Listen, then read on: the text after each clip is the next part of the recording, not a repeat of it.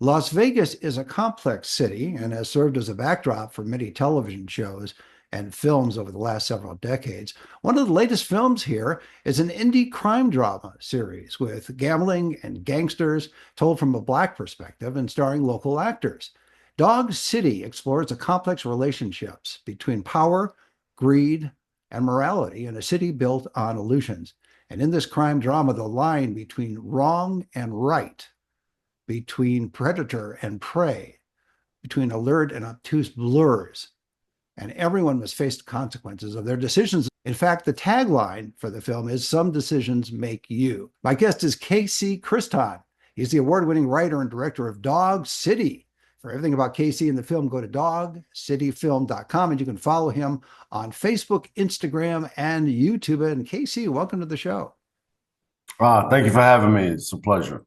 Thank you. Before we get into the film itself and why you decided to make it, your background is a mix of different things, including books, right? Correct. Yes, I am a author of three children's books. Two of them are available in Spanish. We have more written. They just have to be produced. So we are exploring how we can get more of these books produced this year and get them out to the public. Now, how did you get involved with writing books for children? What was your background or maybe it wasn't your background, maybe you just decided to do No, it. it wasn't my background. Um, the short of it is, I overheard two elementary school teachers speak, talking to each other at a particular event. And they were talking about how bad the reading levels were here. This was many years ago, many, many. And I thought to myself, that can't be right. They have to be exaggerating. So I went home and I looked it up and they were right. And I just thought that was incredible how bad reading levels were here. And so I've always had an interest in writing and the arts, if you will. And so I said, well, what can I do? What can I do? And I thought back to when I was in grade school. I was not a good reader. I wasn't. And there were several reasons why. One of them I learned differently. But number two, not to give my age away, but I'm on the south side of Chicago. Who are the Hardy Boys? These are white guys in cardigans and chinos, and we I don't see anything like that. So we had very little representation.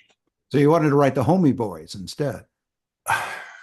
Kinda, yeah, the Obi boys. And so I thought back to why I wasn't, a good reader, why I wasn't as interested in reading. Now I enjoyed reading the comics, etc. But to sit down and say, hey, reading is important. It's important. You just don't like to do it. The question is why. And so I said, well, let me see if there's something I can do. So I got with my good friend Rick, who's from Detroit, excellent graphic artist and illustrator. And I said, listen, man, I got these books that I'm writing. Let's illustrate them and do something for the kids, man. And he agreed, and that's where the Hanging with Casey series came about. My cousin and me and I visit the zoo. And the third one is my first day of school. So I wanted to write about things that the majority of children either know about, experience, just real life things. You know what I'm saying? Most children have a favorite cousin. Most children like animals or go to the zoo or will go to the zoo or want to go to the zoo. And kids in the Western world will have to go to school at some point.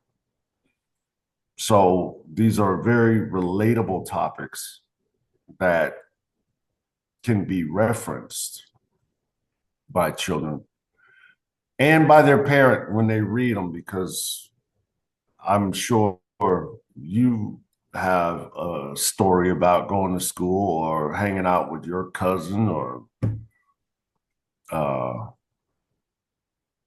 going to the zoo, etc.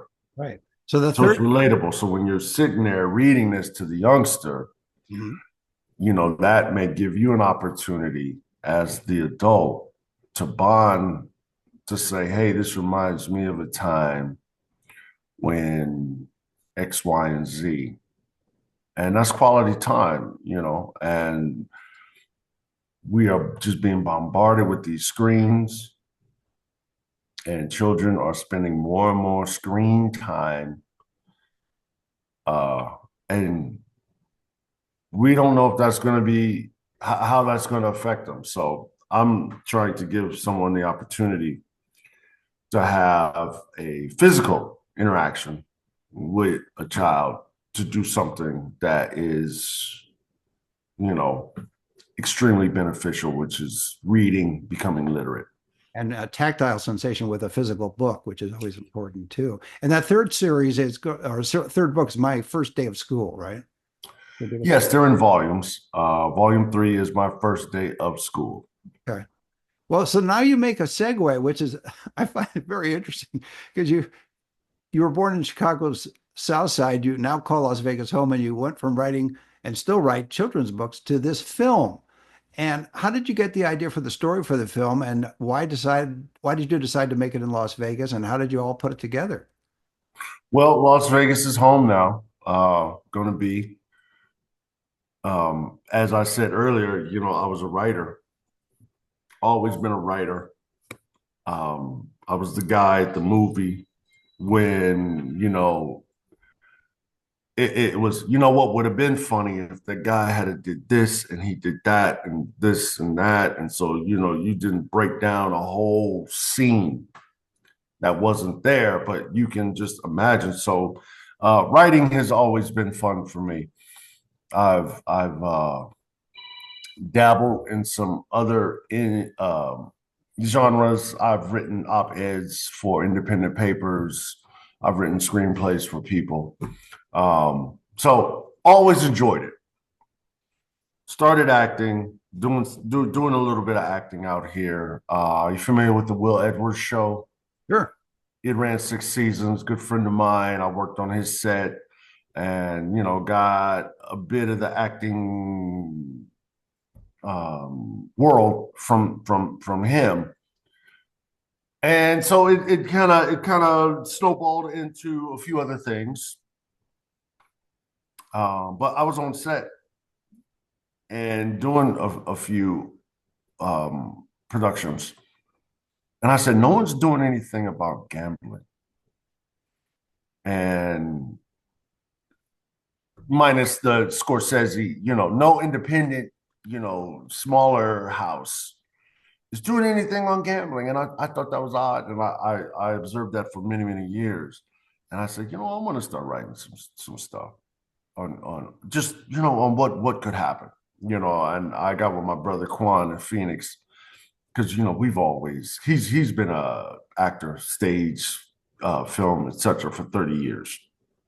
And so we'd always say, man, I think we could really make an interesting crime drama. I just, because he grew up in Chicago with us, etc. And, we've been around these people. I lived in Phoenix for a few years, and, we're around that element. Um, so when I was employed by my latest employer, you know, I told her about this idea, and she said, "Well, I wouldn't mind doing something like that." So myself, her son Chris, we dotted the I's, crossed the T's, um, presented it to her. She liked it, and she said, "Yeah, I'll fund this project." And it's received several awards too. Yes, we've won 9 That's pretty at impressive. this day in time. I can't be happier considering a guy that just was handed a check and said, "Go make this." I'd say, "Well, what do you mean, go make?" Okay, well, that's why I was happy to call on my buddy Will and a couple other friends, to say, "Hey, I need some guidance here." But we got several nominations. We've been officially selected, etc. So yeah, we're there's no bad news at this point. Uncharted waters. I didn't even think it would do this, but it has, and we're happy. We're about to release the second installment, chapter 2 of Dog City. The story is going to get meatier. It's gonna definitely have a little. It's gonna have more meat on the bones this time. I think because of your literary background, I like the way you said chapter two or the second chapter as opposed to a sequel or some other terminology that might apply. Well, the thought process behind that is um, there's all kinds of things that happen in the city, and there's as they say, 8 million stories in the city. And so when you start introducing these characters, you can then begin to talk a little bit more about this character, and then the audience is going to say, "Well, who's this guy, or why is she like this, or how did they?" And now you can then begin to branch off a little bit. I'm sure you've seen, just take Breaking Bad, for example.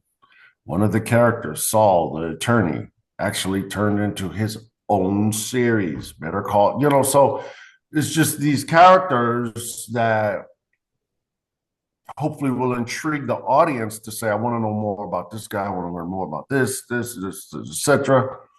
Uh, which is why it's called, which is why we have chapters. I mean, you probably could get 50 chapters out of this if the more people you introduce, the corrupt politician, police chief that's on the tape, the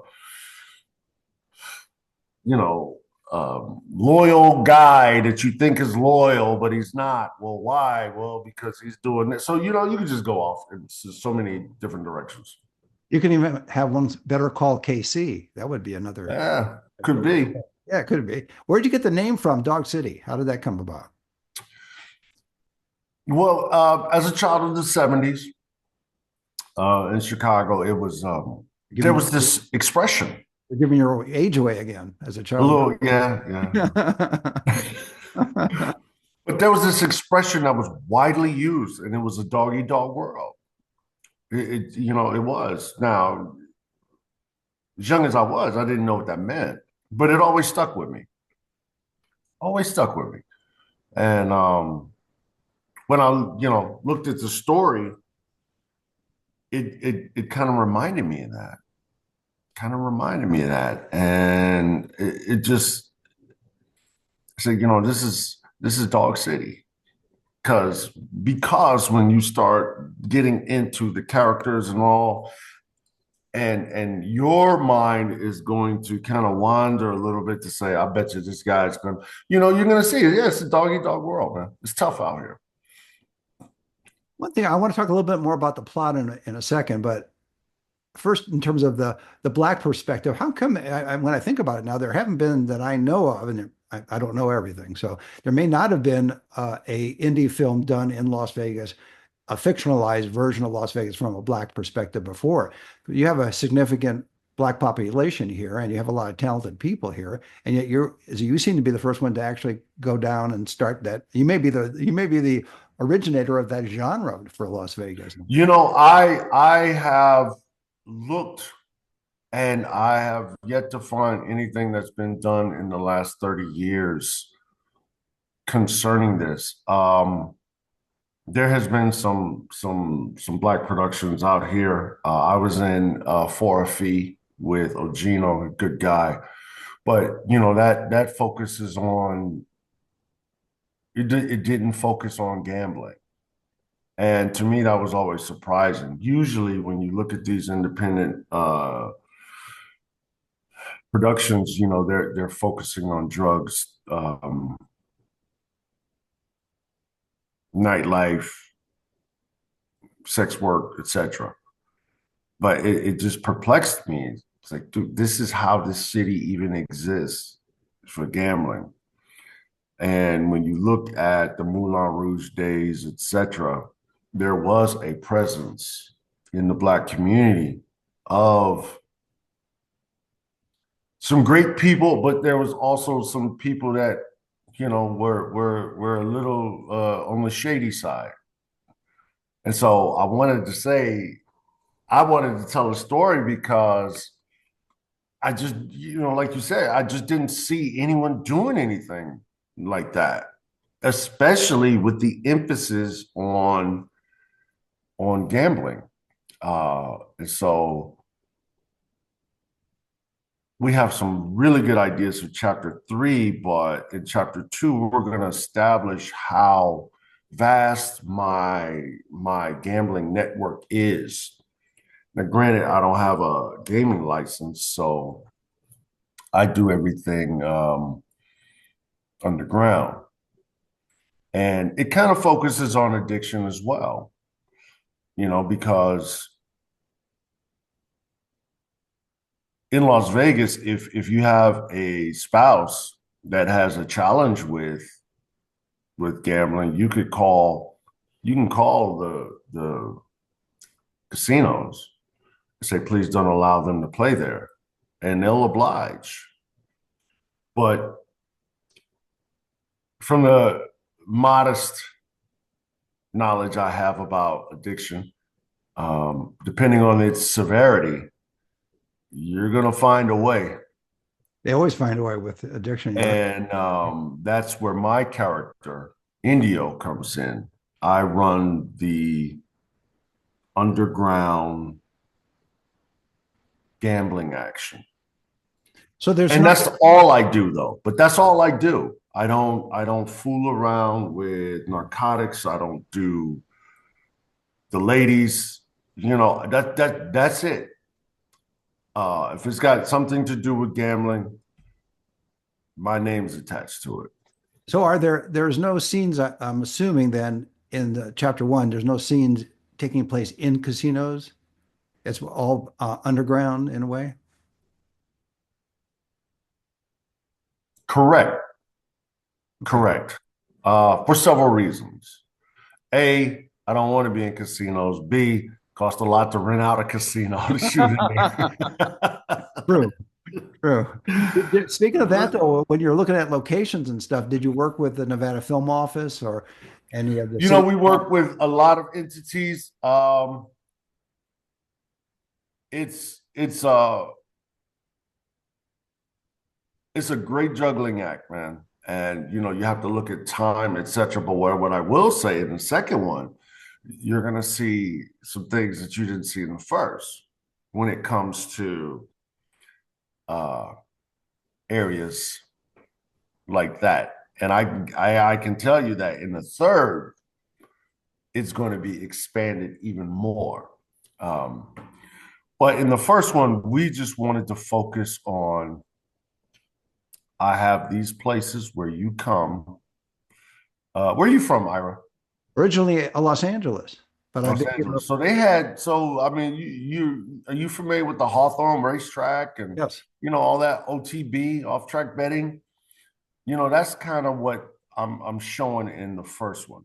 got it. You know, you come to this place, you put in your action for the sports game, and you know, but and then you either come here to collect or you pay up.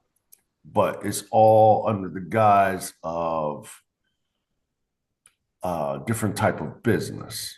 You know, it's a bar, it's a shoe store, it's a restaurant. It's in the back where the action is. It's in the back, and you know you know what it is because it's a front. You know, it's a Right. bar, yeah, whatever, but it's a It's front. not in if it's not in the back, it's downstairs or upstairs, but it's not in the very front, that's for sure. Right. Yeah. When you put Exactly. yeah, when you put the film together, were you in the position of, as many indie productions are, you're going to wear more than your KC hat. You're wearing many hats in terms of the production itself. Oh, that's a understatement, man. This last one, you know, we shot in May because we were just trying to get everything in order. And man, you talk about a bear. You know, you have several special days in May. You got Mother's Day, you got Cinco de Mayo, you have proms and graduations, etc. Then it's starting to get hot. You know, you're getting your 90 plus days. And the way my character runs his organization is it's a professional organization. So these guys are in suits, you know, they're not, you know, pants hanging down and unkept. They're well groomed, manicured, professional people. Saying that to say, you know, some of these guys are in suits and they're sweating. It's like, ugh. So that was a challenge. And yeah, you are managing people. Mhm. You are a manager of people. And equipment and location. Location, equipment, people. He can make it to this one, he can't make it to that one. Unfortunately, we don't have Peter Jackson Lord of the Rings budget. So, I mean, You if do he's with got to that. go, he's got to go. So then there are rewrites on the spot. You know, Yeah. how do we do this? Yeah. I'll give you a perfect example, not to give everything away, but I'll give you a perfect example. So we have a scene where the guys are going to go buy some drugs from someone else. And only two of the guys that were making the buy could make it. And it was a scene for three guys. And so, you know, I thought about it. I said, I'll tell you what I'm going to do. This is what we're going to do. I had the two guys stand here, back the car up to a particular spot and leave the lights on. That way it'll look like the third guy's driving. I But he love wasn't, it was no one in the car, you know, just it's like, just that type of stuff. You're just on it. yeah. And you know, hey, I can't make it, stuck in traffic. Well, we got to start, you know, just Yeah.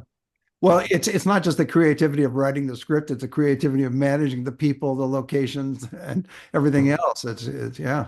man, herding cats. That's what I say. Invention, the mother of necessity, or necessity, the mother of invention, in that sense. Well, Um, how are people able to access the film? Are you going to be distributing it, streaming it, or how are people able so to? you can stream it now on my website, dogcityfilm.com, dogcityfilm.com, dogcityfilm.com. Chapter two, we are in talks with some services to stream it. We want to get a far-reaching audience. We're having a ton of success in Europe, believe it or not. Uh, and I think that's fantastic. I think they're going to love the second one even more because I think that gives that old school. You know, this film is what I would call a slow burn. It's not fast paced. It's not a lot of action. You're going to have to watch it a couple of times because of the way it's written. You're not going to get everything right away. There's quite a few subtleties, especially in chapter two, where you're going to have to pay attention. You know, you're going to have to pay attention. And, you know, I think part of the success of the film that we've been having is, there's been a lot of comic book movies coming out, and just, people want a little bit of substance. Mhm. Well, I think too that the film, in a way, is you have a bifurcated market. You're telling a story from a black perspective, but at the same time, it's also a human perspective, which is why it's big in Europe right now, as you mentioned. Yeah. No, I get so many questions about the female lead in the film. What's going to happen to her? What are they going to do? So yeah, people are. When the film was written, the thought process was you're a fly on the wall and you're watching what happens. Mhm. Um, and we wanted this to be extremely relatable. So there's quite a few human elements in this. There's quite a few human elements in it. So Do you want to mention, before I let you go too, do you want to mention some of the lead characters, or not the characters themselves, the lead actors in the film? Do you want to give them a shout out? sure. So wow. Not all Okay, of them, so so many, but well, in chapter one we have Angel Mendoza, who's a local guy, does a lot of theater. We have Gigi, we have myself, of course. We got Quan Vadrine. He's out of Phoenix, but he's got a resume as long as I'm tall. Sam Dever. Big shout out to Kevin Sprint's Law. He let us use his office. Chris Robbie is in it. My guy AB. And so when you see some of these big guys that are in it, those are my actual friends because we were in the business together. when you say big guys, you mean the muscle? Yeah, yeah, yeah, yeah, yeah. All of them have private security backgrounds, etc. And so I used to work with most of these guys, and so they look the part because they do the part.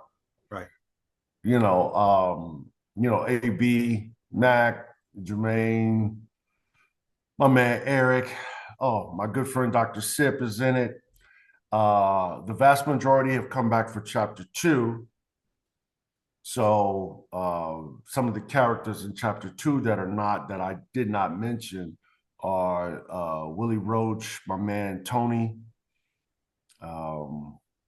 Geez. Oh, Amanda, excellent actor, theater. She does commercials. If you see her on these lawyer commercials, excellent actor. Diana. Well, I think you did name the entire city of Las Vegas. I appreciate that. No, man, I'm missing people, and I'm sorry. That's all right. They'll be I'm sorry if I didn't. if they Sorry go to the if website. I didn't get you, but It's all right. If they go to the website, they'll get it. So that's good. right. Yeah, well, So I think that's a great way to leave it. My guest has been KC Christon, the award-winning writer and director of Dog City. And for everything about KC, go to dogcityfilm.com. That's dogcityfilm.com. And you can follow him on Facebook, Instagram, and YouTube. But KC, thanks for being on the show. it's been a pleasure. Thanks for having me. See you next time.